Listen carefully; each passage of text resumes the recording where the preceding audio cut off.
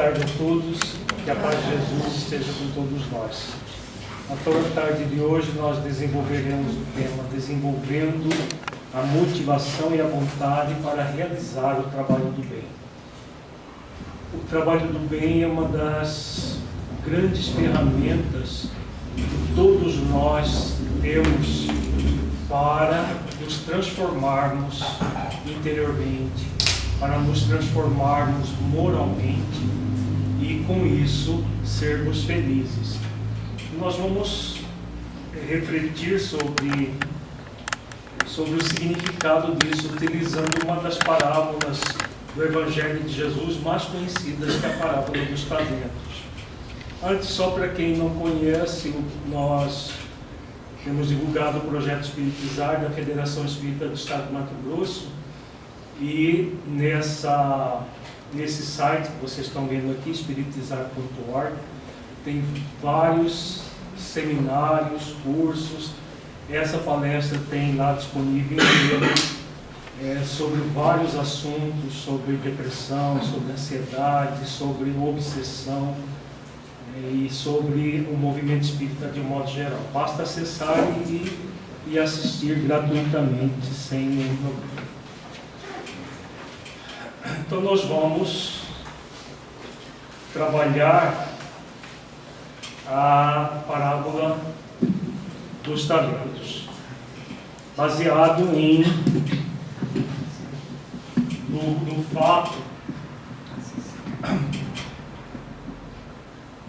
no fato que qualquer atividade do bem necessita de motivação e vontade.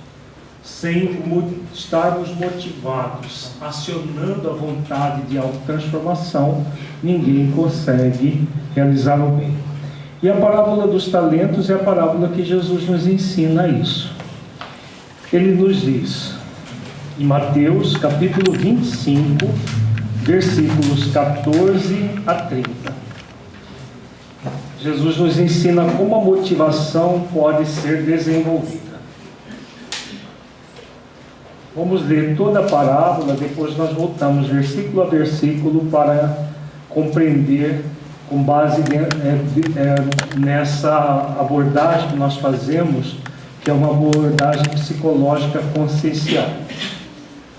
Jesus diz: porque isso é também como um homem que, partindo para fora da terra, chamou os seus servos e entregou-lhes os seus bens.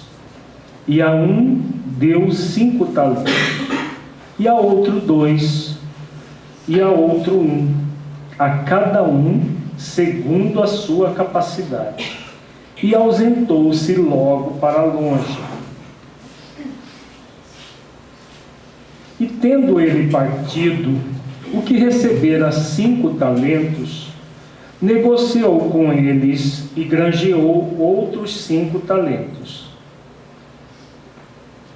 Da mesma sorte, o que recebera 2, granjeou também outros 2. Mas o que recebera 1 foi e cavou na terra e escondeu o dinheiro do seu senhor. E muito tempo depois, veio o senhor daqueles servos e ajustou contas com eles. Então, aproximou-se o que recebera 5 talentos e trouxe-lhes outros 5 talentos, dizendo: Senhor, entregaste-me 5 talentos, eis aqui outros 5 talentos que ganhei com eles. E o seu senhor lhe disse: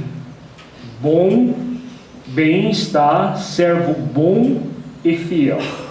Sobre o pouco foste fiel, sobre muito te colocarei. Entra no gozo do teu Senhor. E chegando também o que tinha recebido 2 talentos, disse: Senhor, entregaste-me 2 talentos, eis que com eles ganhei outros 2 talentos. Disse-lhe o seu senhor: bem está, bom e fiel servo. Sobre o pouco foste fiel, sobre muito te colocarei. Entra no gozo do teu senhor. Mas chegando também o que recebera 1 talento, disse: Senhor, eu conhecia-te, que és um homem duro, que ceifas onde não semeaste, e ajuntas onde não espalhaste. E atemorizado, escondi na terra o teu talento. Aqui tens o que é teu. Respondendo, porém, o seu senhor disse-lhe: mau e negligente servo, sabes que ceifa onde não semeei, e ajunto onde não espalhei. Devias então ter dado o meu dinheiro aos banqueiros, e quando eu viesse, receberia o que é meu com juros. Tirai-lhe, pois, o talento, e dai-o ao que tem 10 talentos. Porque a qualquer que tiver, será dado, e terá em abundância. Mas ao que não tiver, até o que tem, ser-lhe-á tirado. Lançai, pois, o servo inútil nas trevas exteriores. Ali haverá pranto e ranger de dentes.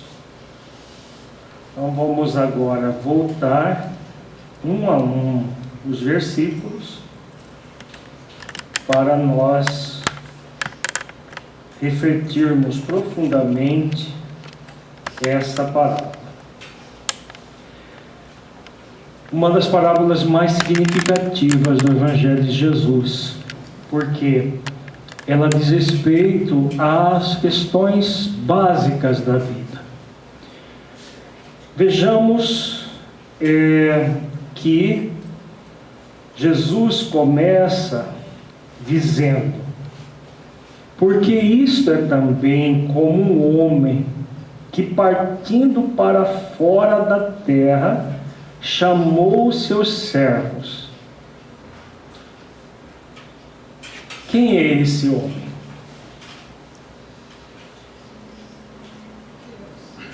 Nós vamos fazer uma palestra reflexiva em cima da parábola, tá? Então vocês fiquem bem tranquilos de responder. Quem é esse homem? Deus, né? Já falaram aqui. Então Deus, Ele provê a todos os seus filhos quando nós vamos passar por uma experiência. A providência divina, segundo os benfeitores, vem antes, nos oferecendo os recursos. Então Jesus fala: porque isto é também como um homem que, partindo para fora da terra. Que símbolo é esse? Partindo para fora da terra. Deus parte de algum lugar? É importante ver as parábolas de Jesus sempre de forma simbólica, que se nós vermos ao pé da letra, vai ficar sem sentido. O homem representa Deus, mas Deus não parte para lugar nenhum algum. Quem é que parte? Nós. Nós partimos de onde? Para onde? Hã? Alguém falou? Plano material para o plano espiritual. Só? E vice-versa. Né? Aqui está falando da reencarnação. O momento em que nós estamos no mundo espiritual e reencarnamos. É um momento importante para o espírito esse? Sim. Muito importante. Porque o objetivo da reencarnação é a nossa transformação moral. é a nossa mudança, a nossa melhoria, é aprender com as experiências. Então, nós estávamos na dimensão espiritual. Qual é a diferença na visão do espírito estar no mundo espiritual e estar no mundo físico? Tem diferença? No mundo espiritual, nós temos noção de que somos espíritos imortais ou não? Nós sabemos plenamente isso? Sim, porque o espírito, salvo se ele estiver libertado, ele é plenamente consciente de que ele é um espírito que está desencarnado, né? E que vai reencarnar no corpo. Então esse é o símbolo do partindo para fora da terra. Quando nós reencarnamos, o que acontece? Existe um fenômeno quando nós reencarnamos. Que fenômeno é esse? O esquecimento. Nós passamos pela lei do esquecimento em benefício de nós mesmos para recomeçar a vida. Porque se nós lembrássemos de tudo aquilo que aconteceu, nós ficaríamos, nós enlouqueceríamos, principalmente se nós lembrássemos dos crimes que nós cometemos antes, em outras existências.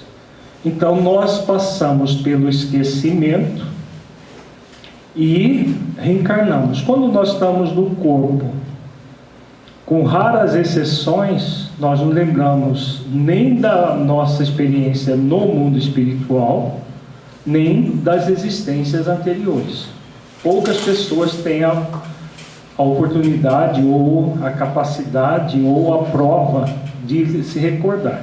Existem casos, mas é muito raro. Então nós passamos pelo esquecimento. Antes de encarnar, nós vamos receber uma série de orientações, nós vamos receber uma série de recursos, e esses recursos representam o que na parábola?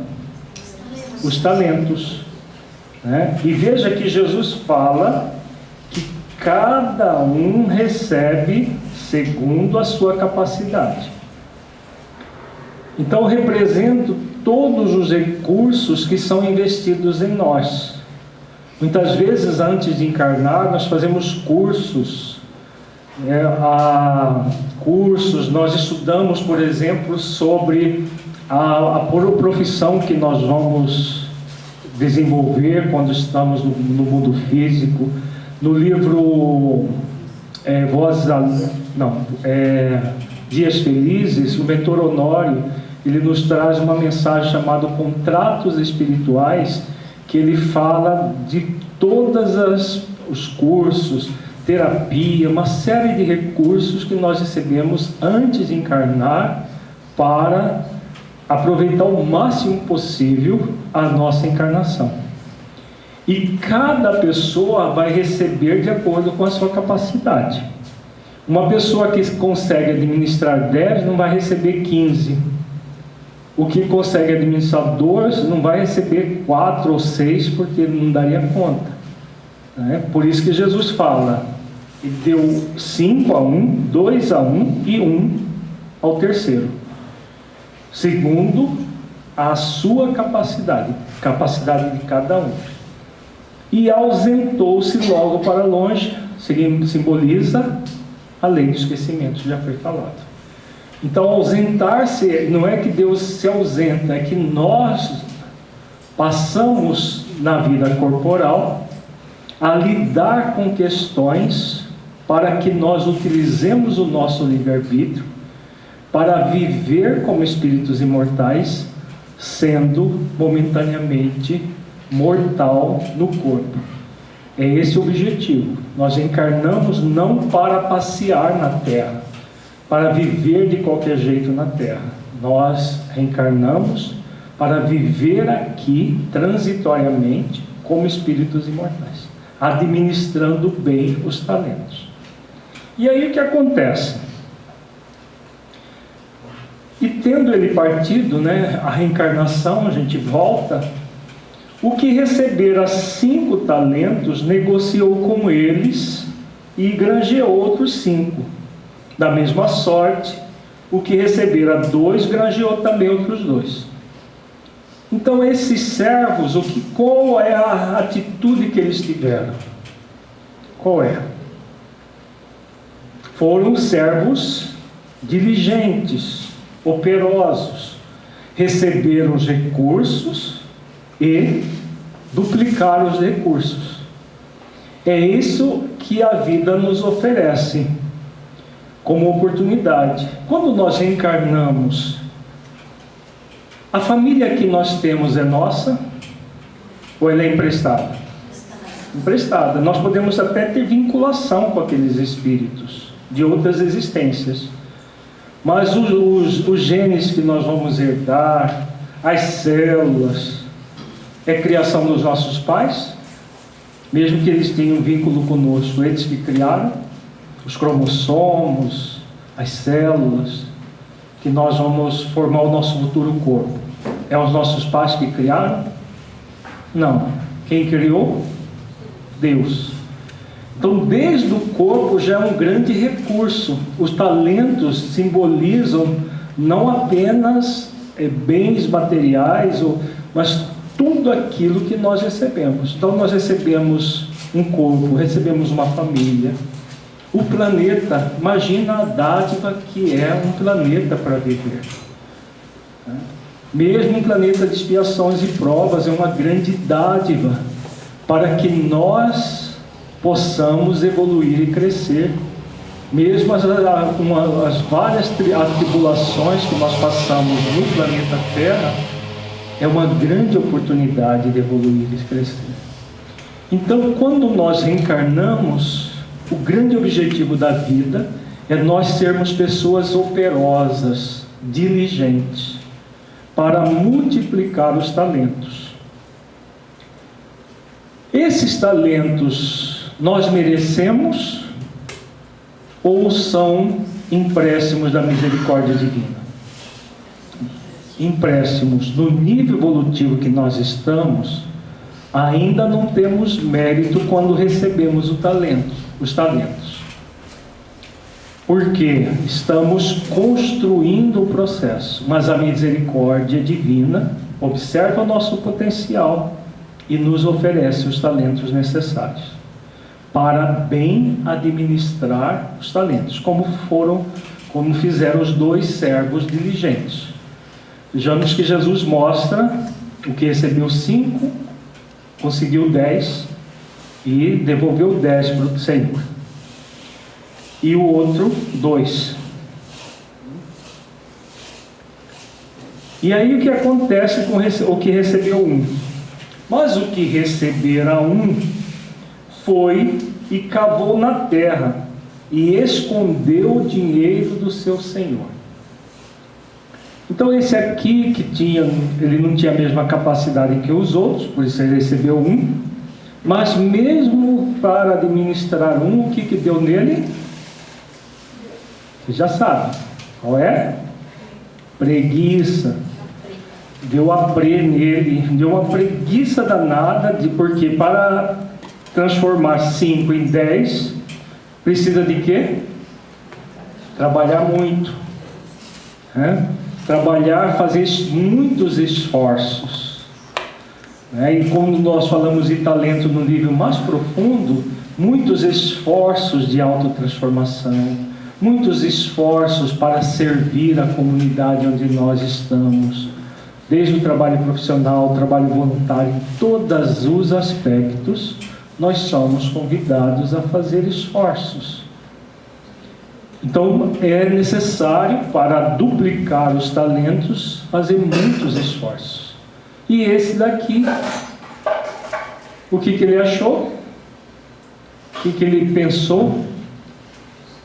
Que ele não tinha capacidade nenhuma. Mas ele não tinha. Se ele não tivesse, ele receberia 0. E ninguém recebe 0. Ninguém reencarna sem pelo menos um talento. Simbolicamente, mesmo que nós não tenhamos grandes compromissos, pelo menos uma vida simples, o próprio corpo, a própria vida já é um talento que todos nós recebemos sem exceção. A pessoa pode nascer até na miséria econômica, mas ela já tem uma oportunidade, está tendo uma família, está tendo um planeta para evoluir. Tudo isso é o talento, é um talento pelo menos. Mas é muito mais fácil dizer que eu não sou capaz, eu não consigo, eu não dou conta. Muitas vezes nós somos convidados para realizar tarefas no próprio movimento espírita. Somos convidados e aí a pessoa diz assim, mas eu não sou capaz, mas eu não consigo, mas eu não posso, mas é muito difícil. Há sempre uma adversidade. Eu quero, mas coitado de mim, eu não sou capaz. Então a pessoa cria uma adversidade onde não existe adversidade. Onde na verdade o processo, se ela for honesta com ela mesma, ela poderia dizer assim, é interessante isso, mas eu não estou disposto ou disposta a realizar os esforços necessários. Se for honesta, se a pessoa for honesta, ela vai dizer isso. Mas enterra. Podemos enterrar os talentos da vida? Podemos.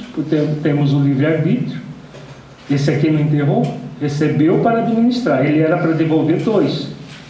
Porque tinha pouca capacidade realmente. Mas não para enterrar o talento.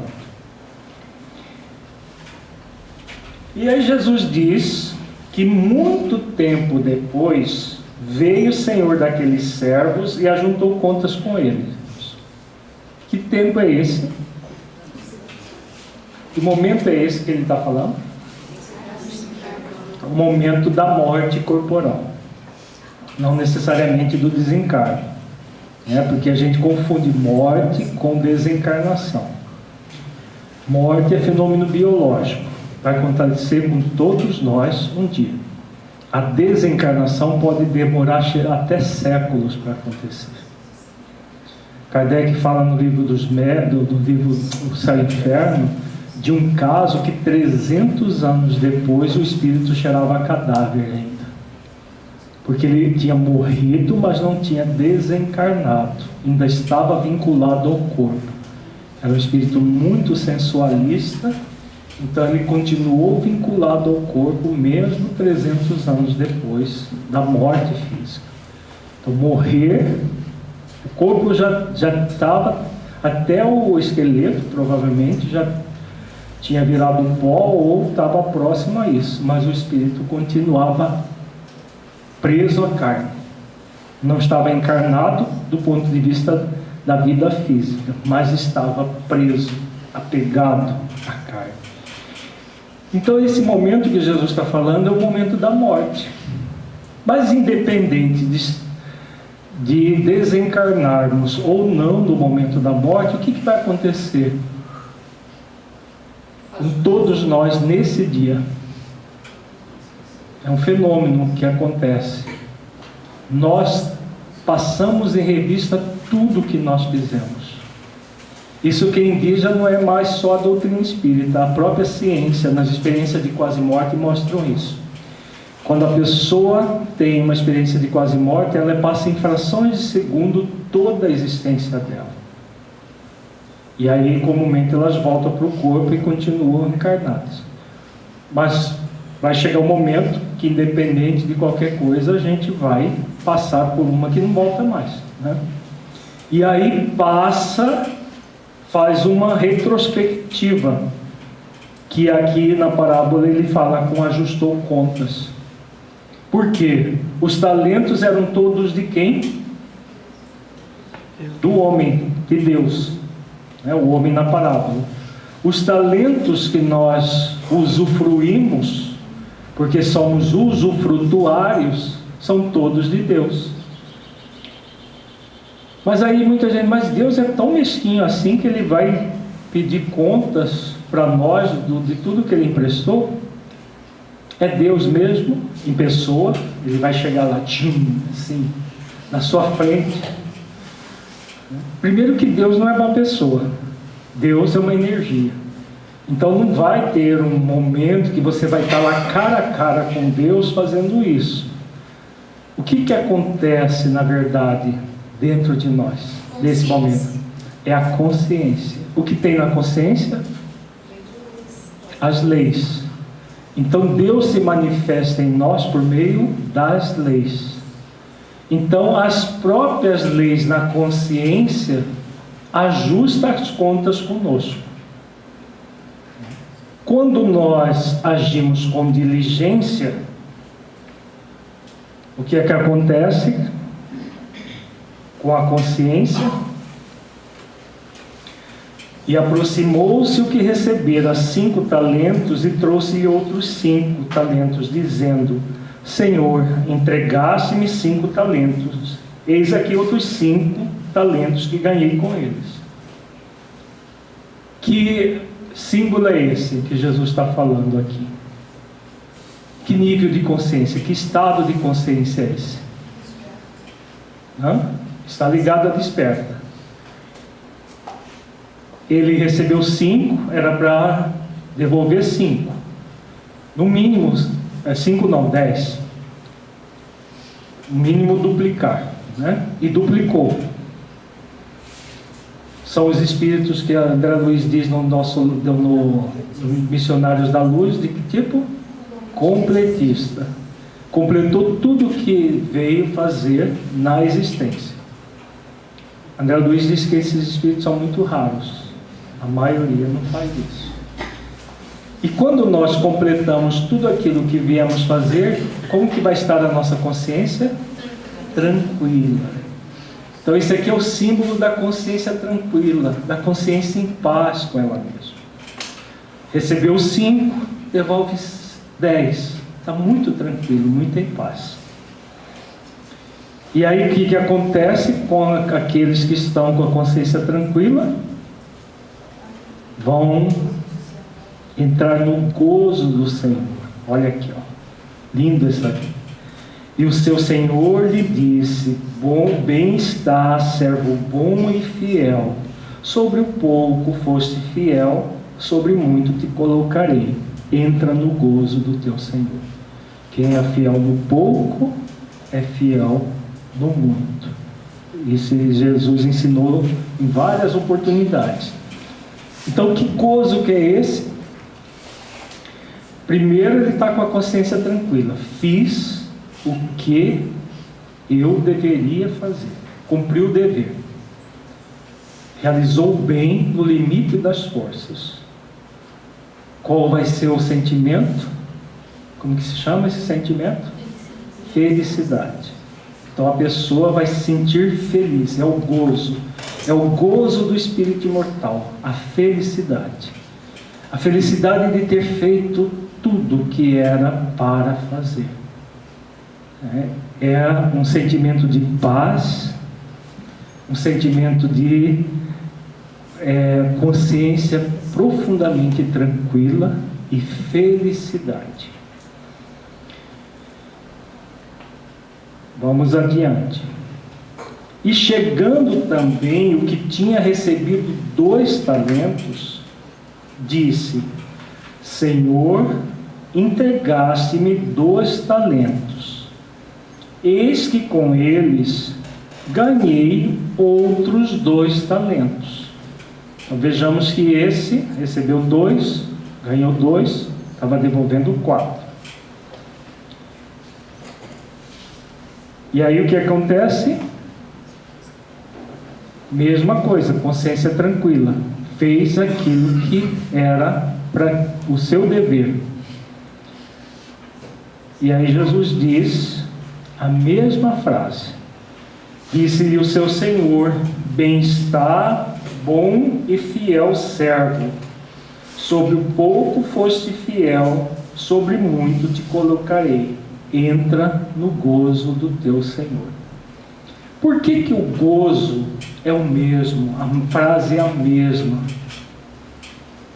O que recebeu 5 e devolveu 10, não deveria ganhar mais? Não deveria ter um gozo maior, afinal ele foi muito mais produtivo. Se o processo fosse mesquinho e quantitativo, sim, mas não é quantitativo, é qualitativo, porque cada um recebe conforme o quê? A sua capacidade. Esse dado é muito importante na questão da motivação e da vontade para o trabalho do bem, porque muitas vezes o que nós fazemos? Nós olhamos aqueles que fazem muito mais do que nós, e como não temos a mesma capacidade, porque ainda não desenvolvemos, a pessoa se acha a pior das pessoas, porque eu gostaria muito de falar no centro espírita, mas eu quero falar como o orador tal lá, aquele maravilhoso que faz e acontece. Agora, você já desenvolveu a oratória naquele nível daquele orador X? Ou você ainda está aprendendo a ser um expositor? Então faça de acordo com a sua capacidade. O que a maioria faz? Pega o talento e enterra. Já que eu não consigo falar como fulano, eu não vou falar isso de forma nenhuma. Enterra o talento. Isso é válido para outras atividades. Você poderia auxiliar na evangelização? Quem sou eu? Isso é para fulano de tal, que tem jeito com criança. Não sou capaz. Você poderia fazer, por exemplo, uma atividade de recepção no atendimento espiritual, antes do atendimento fraterno? Mas eu não sou simpático, isso é para gente simpática, eu sou um casca grossa, rude. E a pessoa vai estar sempre dando desculpas, comparando-se com outras pessoas que fazem melhor do que ela. E quando que ela vai melhorar? Se ela não começa a fazer do jeito dela, com os talentos dela, com a capacidade dela. É igual o que enterrou o talento. Então, nós só vamos ampliar nossa capacidade de que forma? Iniciando, fazendo exercícios, aprimorando. Você começa a fazer o trabalho, daqui a algumas encarnações você está falando igual fulano lá que se admira, não nesta, porque não vai ser. Quem tem capacidade de 1 não vai ter a capacidade de 5 numa existência. Mas em 5 existências pode chegar lá? Pode. A cada uma ele vai... Começa com 1, daqui a pouco está com 2. Aí na próxima vem com 3, 4, 5. Chega lá. 5 encarnações. Nós estamos quantificando só a nível de ideia, mas o processo é assim. É de um dinamismo, que você vai ampliar a capacidade. Então aquele que recebeu 2... e conquistou outros 2, a paz de consciência dele é a qual? É a mesma do outro que conquistou 5. Por quê? A capacidade dele era menor. Se ele começasse a comparar com o outro, fala, nossa, eu só estou devolvendo 4. Ele devolveu 10. Então ele é muito melhor que eu. Não. Ele tem mais experiência que você, mais capacidade, mas você foi tão diligente quanto o outro. Então o gozo, o processo de sentir a paz de consciência, a felicidade, é igual. Porque fez no limite das forças. Na próxima existência ele vai poder fazer muito mais. Mas agora foi aquilo. Então na próxima, as forças, quando melhora a capacidade, vai ampliar o quê? As forças, a capacidade de fazer mais. Vamos adiante. Alguma pergunta até agora, gente? Podemos contribuir com perguntas também. Vamos lá. Mas chegando também o que recebera um talento, disse: Senhor, Eu conhecia-te, que és um homem duro, que ceifas onde não semeaste, e ajuntas ainda onde não espalhaste. E atemorizado, escondi na terra o teu talento. Aqui tens o que é teu. Vamos refletir aqui, porque nesse versículo, se nós não refletirmos, dá a impressão que Deus é duro, que Ele cobra, que Ele exige. De que Jesus está falando aqui? Primeiro nós vimos que o homem é Deus, mas que o processo acontece onde? Na consciência, por meio do quê? Das leis. As leis, elas são mutáveis. Quem estava no seminário, na fala do Guilherme, sabe o que é? Imutáveis. Então, duro aqui é no sentido de imutável. Não tem como ser meia lei ou uma lei de qualquer jeito. Dá um jeitinho aí. Existe jeitinho brasileiro na dimensão espiritual, quando você volta para lá? Não, mas eu acostumei tanto dar jeitinho, comprava até juiz, comprava daí jeito.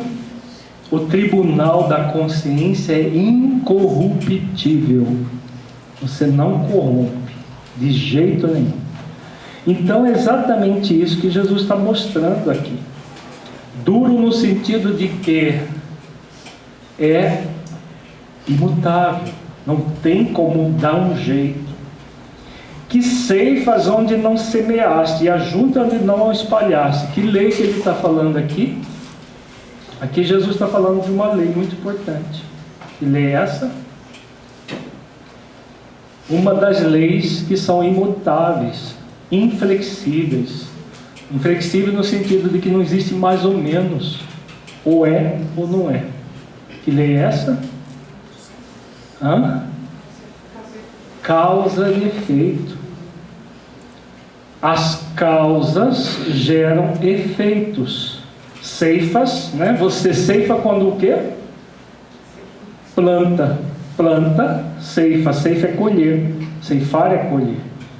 Então, ceifas onde não semeaste. Por quê? As leis, elas organizam todo o universo. Mas Deus vai ficar olhando assim, agora eu vou aplicar a lei de causa e efeito naquela pessoa porque ela foi negligente. É assim que funciona? Não. Elas funcionam de maneira autonômica dentro da nossa própria consciência. Por isso que ele fala aqui: ceifas onde não semeaste e ajunta onde não espalhaste, porque elas já são, segundo o livro dos Espíritos, as leis divinas existem de toda a eternidade como Deus, e elas existem para organizar todo o universo. Então, tudo é organizado por meio das leis. Existe a vontade de Deus o tempo todo sendo emanada e as leis atuando, mas não assim especificamente. Agora eu vou atuar na consciência da Maria Senoli. Pum, vai lá e tchum. Não, a lei está ali, atuando o tempo inteiro. Por isso, essas palavras aqui. E aí o que aconteceu com ele de fato? De que ele teve medo? Veja que ele disse: atemorizado, escondi na terra o teu talento. Vamos pegar o talento como base, porque talento na verdade era uma moeda da época que Jesus usa.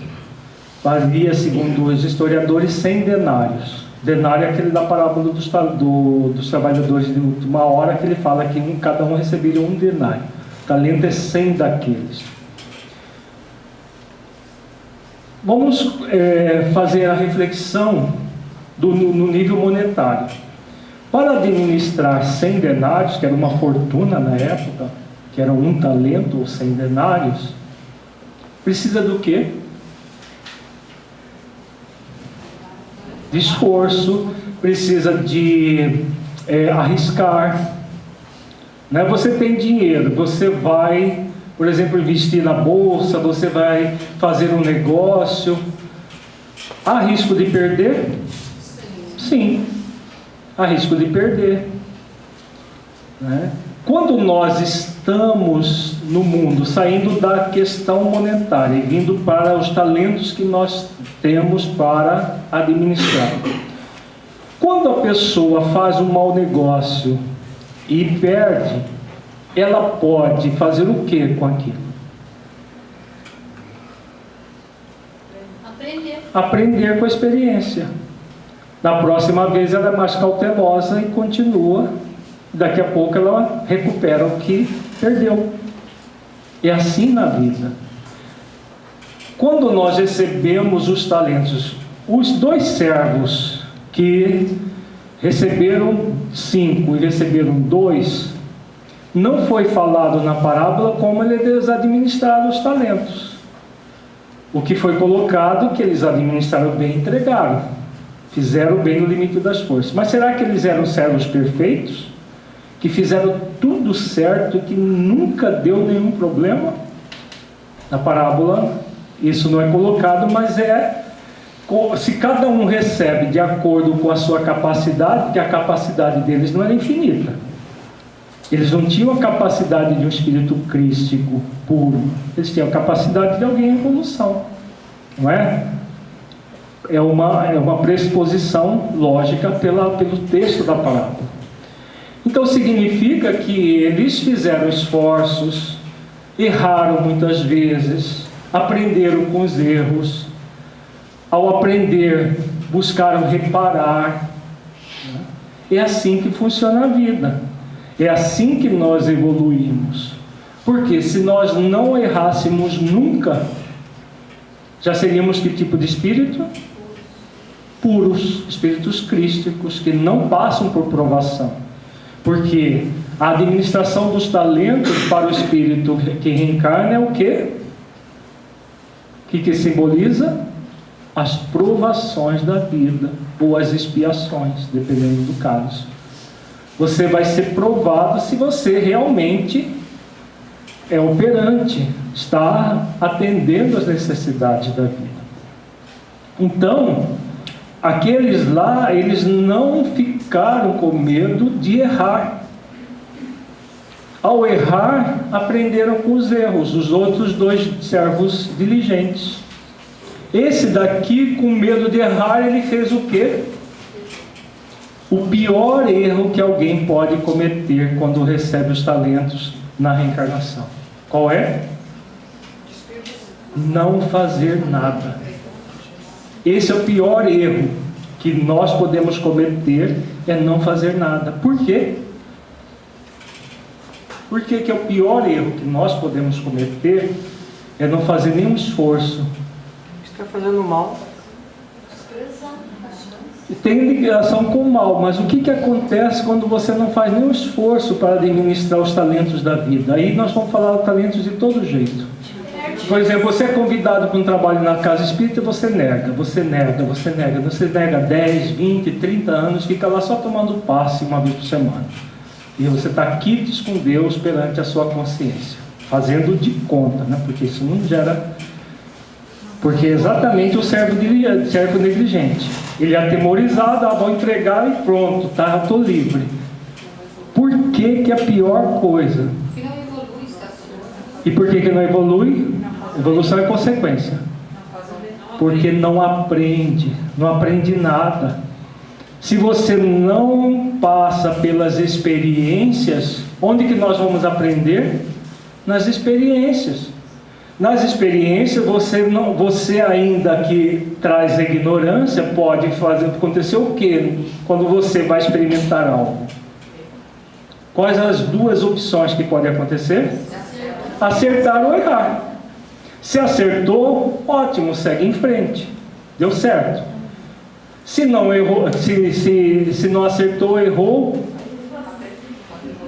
sente e chora e fica o resto da encarnação sem fazer nada porque errou? Não. O servo diligente, o que ele faz? Ele reflete por que ele errou, ele faz toda uma reflexão, analisa, aprende com o erro e busca reparar. Né? É assim que o servo diligente age. O negligente, o que ele faz? Ele tem medo de errar, tem medo de fazer e aí não dá certo. O que ele fez? Enterrou. Então é aqueles de nós que para não errar, não fazemos nada. É gravíssimo isso para o espírito. Ele pode ter 1, 2, 3, 4, quantos talentos for. Se fizer isso, é muito grave. Por isso que Jesus vai colocar toda a gravidade do processo. Tá? Porque o espírito não está aproveitando a oportunidade reencarnatória. Todas as vezes que nós ficarmos no movimento da preguiça moral, somos convidados, a vida nos chama, nos impulsiona, nos traz as oportunidades e nós falamos não. Porque dá trabalho administrar. Ser operoso, ser diligente dá muito trabalho. Mas aí é importante refletir a parábola. É um trabalho que gera júbilo, que gera gozo, que gera felicidade, que gera paz de consciência. Vale a pena esse trabalho? Trazendo para o trabalho do bem no movimento espírita, que é a nossa ótica da palestra. Esse trabalho do bem pode ser mais trabalhoso que for. Gera paz de consciência, gera alegria existencial, gera felicidade. Não fazer nada é cômodo, mas o que vai gerar para nós? Muito problemas conscienciais, muito sofrimento pela negligência com a vida. Vamos ver o que acontece?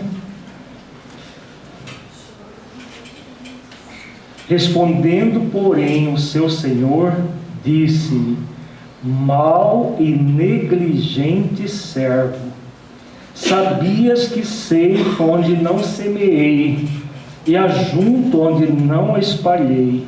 Devias então ter dado o meu dinheiro aos banqueiros, e quando eu viesse, receberia o que é meu com os juros. Ixi, até na época de Jesus já tinha banqueiro cobrando juros. É antigo o negócio, né? Hoje eles ganham uma fortuna com juros. Então, a fala de Jesus é bem diferente. Bom e servidor, né? Vamos ver, bom e fiel servo. Aqui, ó, bem-estar, servo bom e fiel, sobre o pouco foste fiel, sobre o muito te colocarei. Entra no gozo do teu Senhor. E aqui é mau e negligente servo. Vejamos, não é Deus frente a frente nos acusando. O que está acontecendo aqui? A própria consciência dele colocando o que ele fez na vida. Ele agiu de que forma? Questão 642, que nós estudamos agora no seminário, quem estava aqui. Ele fez o mal? Ele enterrou o talento, não fez o mal para ninguém. Mas o que ele fez? Não fez o bem. E não fazer o bem é o quê? É o mal. É o mal passivo. Está lá na questão 642 do Livro dos Espíritos, quando Kardec pergunta se não basta não fazer o mal para ser agradável a Deus. Os benfeitores são claros que não basta não fazer o mal, que o convite é realizarmos o bem no limite das nossas forças, porque responderemos por todo o mal que advier de não termos feito o bem. Sabe o que significa isso? Então, tudo que nós tivermos oportunidade de fazer e nos negarmos a fazer, é enterrar o talento. É não realizar o bem que poderíamos. Em qualquer nível, enterrar o talento. Então, isso, diante da vida, é muito grave. Nos negarmos aquilo que nós temos capacidade, porque aqui o limite das forças é o quê? É o limite da capacidade. A consciência não vai pedir de nós limite, uma situação que nós não temos capacidade, porque a consciência é o divino dentro de nós. E o divino não cobra. O divino apenas espera que aquilo que é para ser, que seja. Seja o seu dizer sim, sim, não, não. O que passa disso é de procedência maligna, ensina Jesus. Então, quando nós não fazemos o bem no limite das forças, nós estamos agindo com maldade, com negligência. Fazer o bem no limite das forças é agir com bondade, bom e fiel servo. Agir com diligência. E aí ele vai adiante, repete a mesma fala do servo, que é a questão das leis divinas, especialmente a lei de causa e efeito. E aí vamos refletir, o que significa dar o dinheiro aos banqueiros para que pelo menos os juros eles devolvessem? O que significa isso?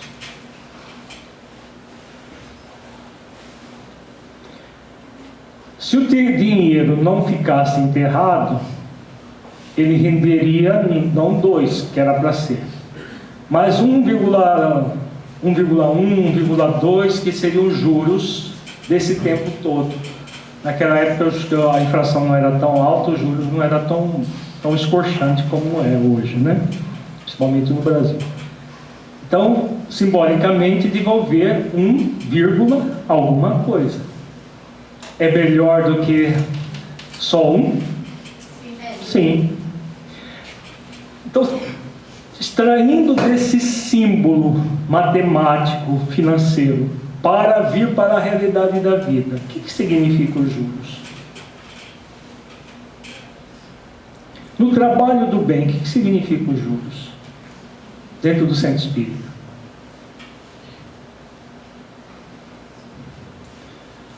O bem que fazemos ao outro.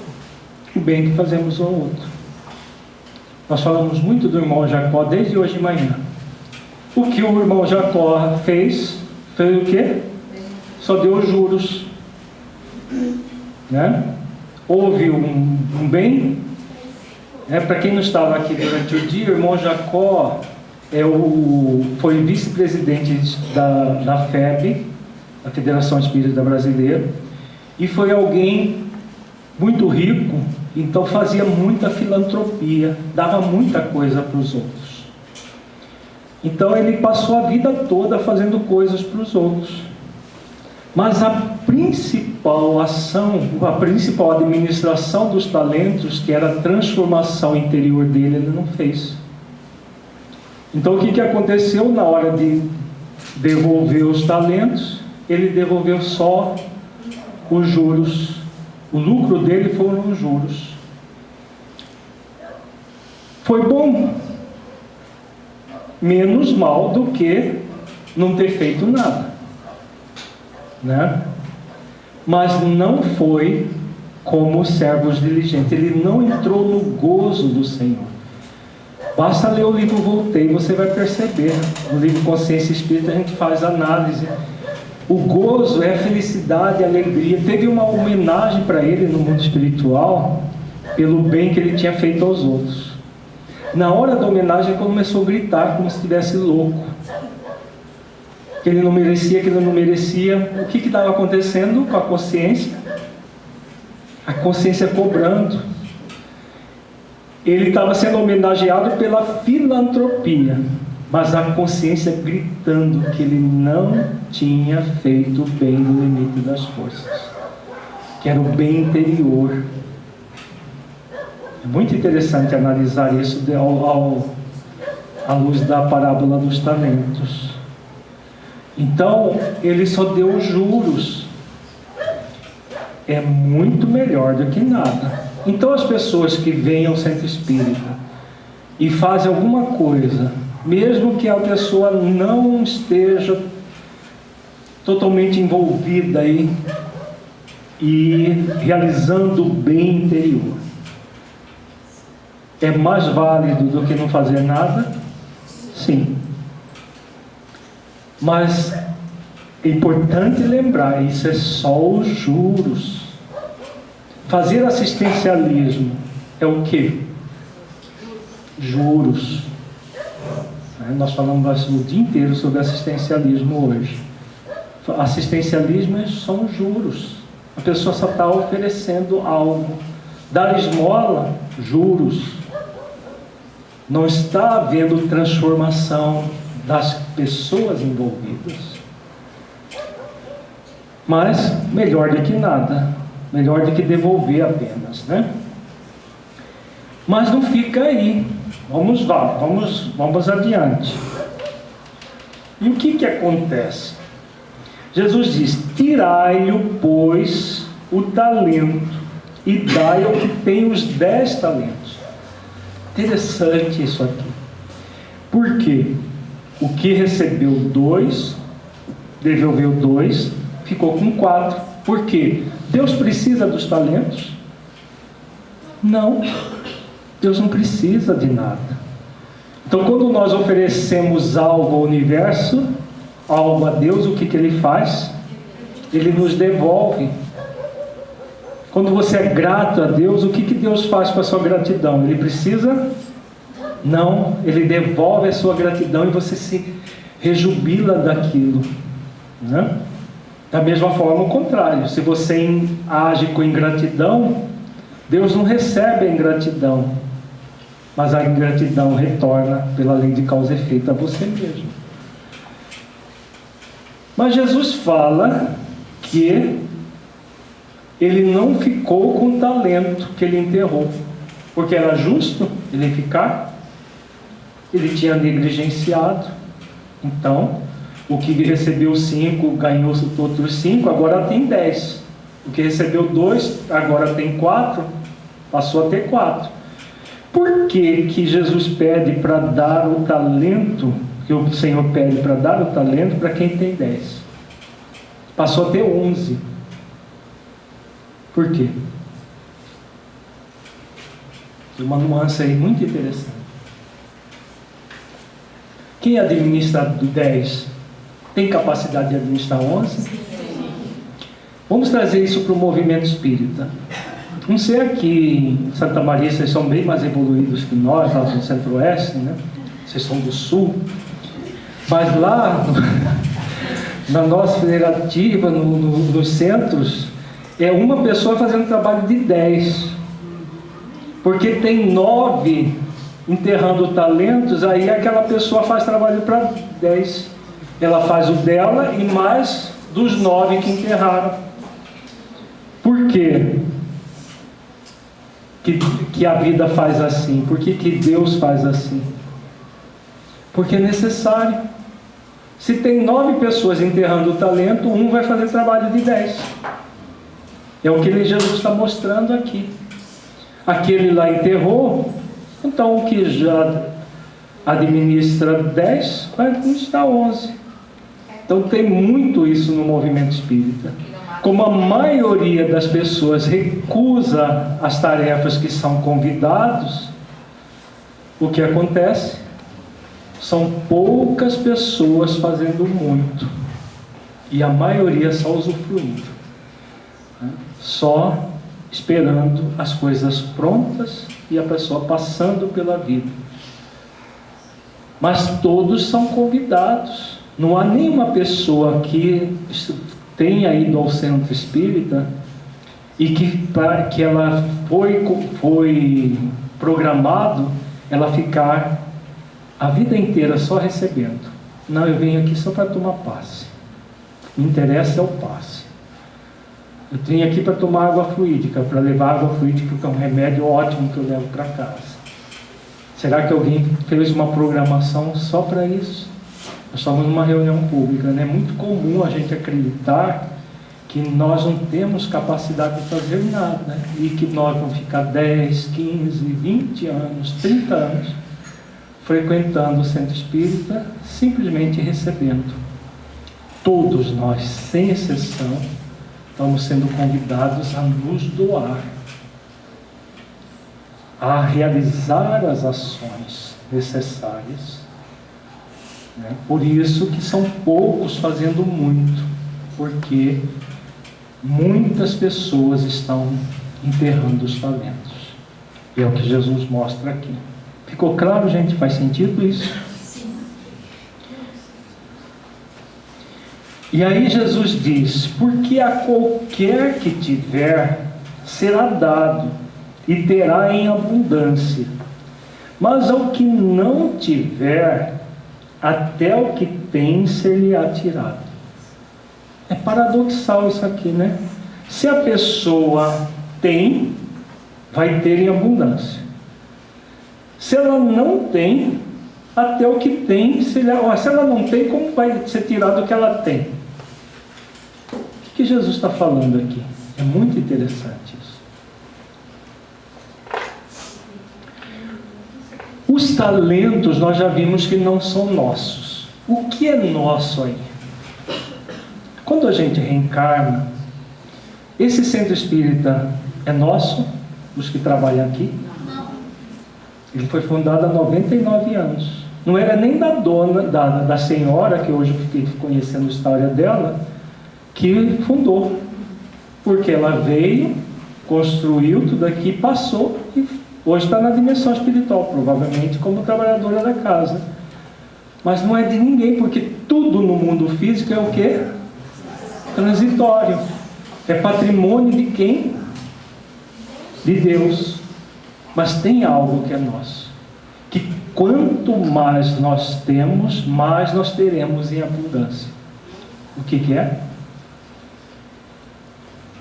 Veja, Jesus diz: porque a qualquer que tiver será dado e terá em abundância. O quê? E aí, gente? Amor. Está ligado às virtudes. Amor. Está ligado ao amor, que é uma das virtudes. A administração, que vai gerar experiência. Tem uma outra parábola que é do mordomo infiel, lembra?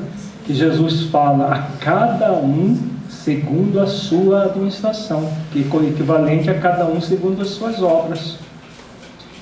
O que será sempre nosso? A forma como nós nos conduzimos administrando os talentos. Se eu administro com diligência, o que eu vou ter em abundância? Alegria, felicidade, paz interior e experiência. Na próxima encarnação eu já vou nascer com 10, e esse aqui já vai nascer com 11, porque ele herdou do que enterrou. Dá para entender isso? Então eu amplio em capacidade, eu vou ter cada vez mais abundância de possibilidades.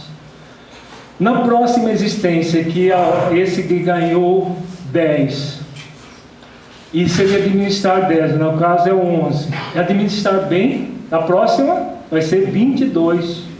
Olha quanto que vai a abundância, saindo da quantificação matemática, financeira, mas vindo para todos os recursos. A vida vai investindo em nós cada vez mais recursos.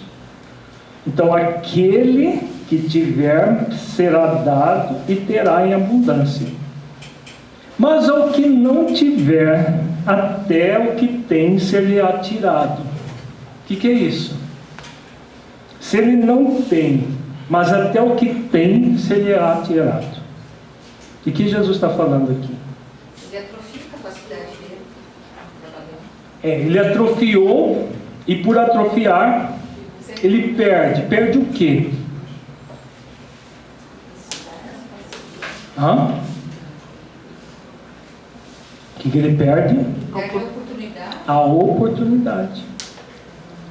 A oportunidade é retirada. Para quê? Castigo? Não. Jesus está falando de castigo? Consequência. para aprender a valorizar. Vamos sair do talento, que é uma moeda, e vamos pegar habilidades humanas. A pessoa renasceu com uma inteligência normal para realizar X atividades. Em vez de realizar X atividade, não faz nada, passa a existência inteira inútil. Na próxima existência, o que pode acontecer, como um processo expiatório para essa pessoa, vir com uma debilidade mental, uma deficiência intelectual. Aquilo que ela tem, até aquilo que ela pensa que tem, que era emprestado, ser retirado. A pessoa teve a riqueza e usou mal a riqueza. Usou mal, usufruiu e tudo de uma forma muito indiferente socialmente. É que nós falamos o tempo todo hoje sobre miséria. O que vai acontecer? Aquilo que foi emprestado, que ela pensava que tinha, né?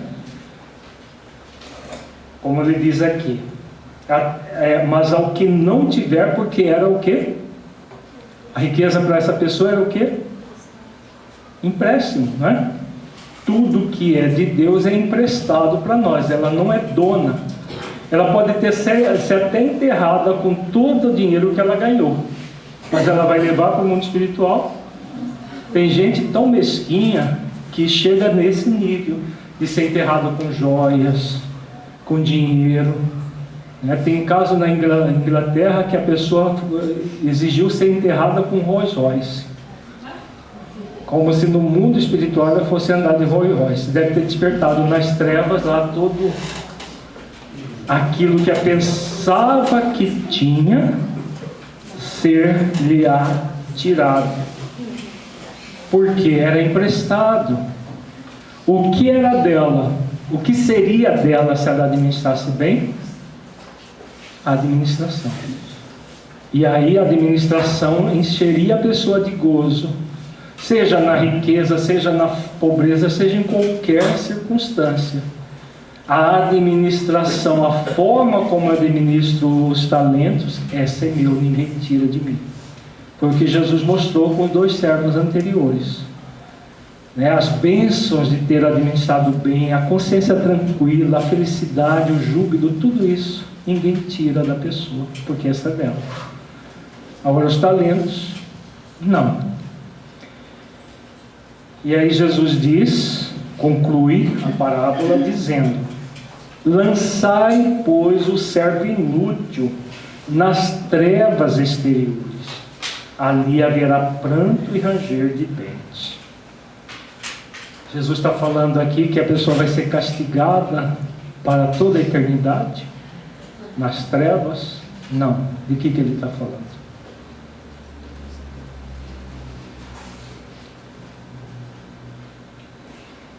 Causa e efeito. A causa foi a negligência. O efeito será o quê? A carência. A carência que a negligência gera. Em maior ou menor intensidade, isso gera sofrimento. Mas esse sofrimento é eterno? Não. Ele é transitório. Até que a pessoa aprenda, ela humilde o seu orgulho, amance a sua rebeldia, trabalhe dentro de si mesma reflexões que façam com que ela perceba que ela não deveria ter agido assim, mas ela agiu. Então ela se arrepende, é o que está lá no céu e inferno: arrependimento, expiação e reparação. Então ela se arrepende de ter agido assim e pede uma nova oportunidade. Deus vai negar? Nunca. Aí quando ela voltar, como que ela vai voltar? Não necessariamente, ela pode continuar negligente, mas ela vai voltar com quantos talentos? 1, né? Ela vai voltar com 1, porque ela não soube administrar 1, ela não vai voltar com 2. ela volta com um, aí se ela for diligente, aí na próxima ela volta com 2, né? E 3 depois vai indo. Mas se ela pode negligenciar novamente? Pode. Muitas e muitas encarnações nós negligenciamos. Nós enterramos os talentos da vida. E aí, claro, vamos repetir a experiência quantas vezes forem necessárias. Veja, vamos fazer uma comparação. Um aluno que não estuda, age de forma negligente e precisa repetir de ano. Hoje não existe mais isso, né? As pessoas vão passando assim, sem saber. Mas vamos pegar de antigamente as escolas de verdade que, quando você era negligente, reprovava. Só repetir um ano escolar já é um pesar. Agora imagina repetir uma existência inteira. Você chegar no mundo espiritual e ver que perdeu a oportunidade de uma existência inteira. Não foi um ano escolar. Isso por si só é muito doloroso para o espírito. Então aqui Jesus está falando de dores morais. Pode até ter dor física no perispírito e tudo mais, mas isso é de menos. É a dor moral. Por isso ele fala das trevas exteriores. Porque que está acontecendo o que dentro da pessoa? As trevas interiores. E pode acontecer dela ir para as trevas, como o caso do Leôncio, citado no livro Tormentos da Obsessão, que a gente reflete no livro Consciência Espírita. A pessoa ir para uma região mesmo, mas não porque só enterrou, porque usou o mau talento contra os outros, que é pior ainda, que Jesus não coloca nessa parábola. Ele não coloca da experiência que, em vez de enterrar o talento, use o talento contra outras pessoas.